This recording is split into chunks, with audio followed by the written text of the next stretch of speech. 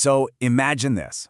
A patient shows up at a remote clinic. They've got a high fever, they're weak, and there are signs of unexplained bleeding.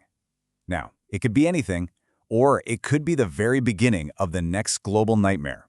Okay, let's dive right into this high-stakes world of viral investigation. This is the question, right? The one that doctors and scientists have to answer, and fast. The clock is ticking, and literally every single decision matters. Identifying the culprit and doing it right away is the only thing standing between a contained incident and a full-blown epidemic. So how on earth do they do it? Well, those symptoms, the fever, the bleeding, they all point to a really terrifying category of illness we call viral hemorrhagic fever, or VHF.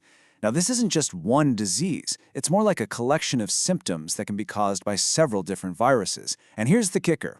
Even one suspected case is treated as a massive public health emergency. That's how seriously they take this, because the potential for it to spread is just that high. To solve this mystery, our viral detectives have a lineup of the usual suspects. We're talking about 4 viruses that are so dangerous, so transmissible, that they're officially designated as quarantinable. That means they require the absolute highest level of isolation and containment by law. So let's get a profile on each one of them. First up is the one you've definitely heard of, Ebola. It popped up back in 1976, and while we're still learning, the evidence points to fruit bats as being its natural home. What makes it so incredibly dangerous is how it spreads, through direct contact with the blood, secretions, or any other bodily fluid from someone who's infected. This means that containment is all about intense, rigorous barrier nursing and suiting up in full personal protective equipment. Next on the list is Marburg, which is basically Ebola's close and equally nasty cousin. It was first identified in '67 among lab workers in Germany who'd been exposed to infected monkeys. And just like Ebola, it's also linked to fruit bats, and it spreads the exact same terrifying way. Direct contact with bodily fluids, the playbook to fight it is almost identical. Okay, our third suspect is Lassa virus. And with this one, the game totally changes. See, its natural host isn't a bat, but a very specific kind of rodent called the multi-mammoth mouse. People get infected from contact with the urine or droppings of these mice. That means stopping it isn't just about isolating people, it's about public health campaigns and getting the rodent population under control. And our final suspect is Crimean Congo Hemorrhagic Fever virus, or CCHF for short. This one has a completely different way of getting around. It's carried by ticks. You can get it from the bite of a hyaloma tick or by coming into contact with infected animal tissue, usually from livestock. So for this one, the public health response has to focus on things like tick awareness and protecting farm workers. You see? Knowing your enemy tells you exactly how to fight the fire. Now, if you're wondering why all this is taken so incredibly seriously, you just need to look at this number. Over 11,000 people. That's how many died in the West African Ebola outbreak just a few years ago. This wasn't some historical event from a textbook. It was recent, and it's the reason this entire system exists, to make sure a number like this never, ever happens again. Okay, so we've got our patient, and we've got our 4 main suspects. The next step is getting the proof. But here's the thing. Getting a blood sample from a patient who might have one of these viruses all the way to a high-security lab, well, that is one of the most dangerous and delicate journeys on the entire planet. It is a journey that is planned down to the last detail. First, that sample is collected with unbelievable care.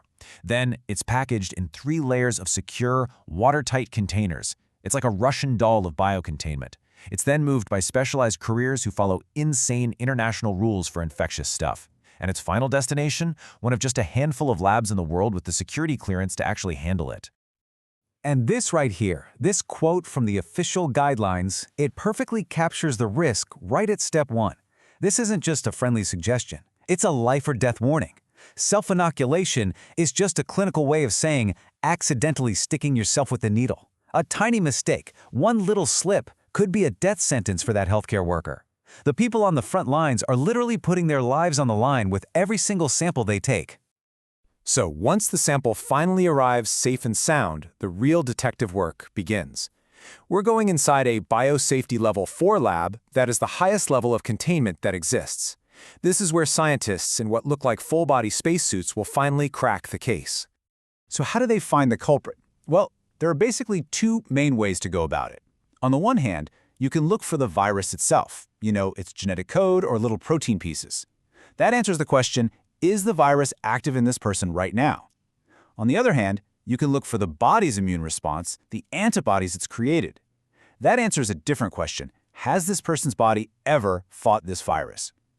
For a life-or-death situation like this, you have to know if the virus is there now. And to do that, they use a tool you've probably heard of called RT-PCR. The best way to think about it is like a genetic photocopier. These viruses have their genetic blueprint made of RNA. This test is designed to find just the tiniest fragment of that specific viral RNA in the patient's blood. Then, it makes millions and then billions of copies until there's more than enough to be detected. It gives you a clear, undeniable yes or no. It's incredible. And that PCR test can do something else that's really important. It can tell us how much virus is in the blood, what's called the viral load. And this is a hugely powerful clue about the patient's chances.